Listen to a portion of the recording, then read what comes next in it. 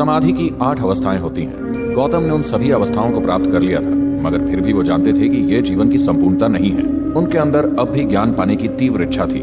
जब सारे उपाय बेकार हो गए तो उन्होंने अंतिम मार्ग का सहारा लिया, जिसे समाना कहते हैं, कि वो कभी भोजन नहीं मांगते। गौतम ने इस मार्ग को इतनी कठोरता से अपनाया कि वो उस दिशा में नहीं जाते थे जिधर भोजन मिलने की संभावना होती थी। वो बस सीधा चलते थे। एक दिन वो नीरांजना नदी के तट पर पहुंचे, जो 2 फुट गहरी एक छोटी सी धारा थी और उसका प्रवाह थोड़ा तेज था।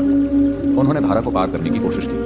आधी दूरी पर वो आगे बढ़ने में असमर्थ हो गए। वहां एक पेड़ की टूटी हुई टहनी थी, जिसे उन्होंने पकड़ लिया। पता नहीं वो कितनी देर तक वहां खड़े रहे। अचानक उन्हें एहसास हुआ कि उनकी समस्या ये है कि वो आत्मज्ञान को पाने की कोशिश कर रहे हैं। वो आत्मज्ञान को खुद के साथ घटित होने नहीं दे रहे, वो उसे प्राप्त करने की कोशिश कर रहे हैं। वो जाकर उस बोधि वृक्ष के नीचे बैठ गए। वहां बैठकर उन्होंने निश्चय किया, मैं यहीं बैठूंगा। या तो मैं आत्मज्ञान प्राप्त कर लूंगा या यहीं प्राण त्याग दूंगा। मैं यहां से नहीं उठूंगा। और उन्होंने परम ज्ञान प्राप्त किया।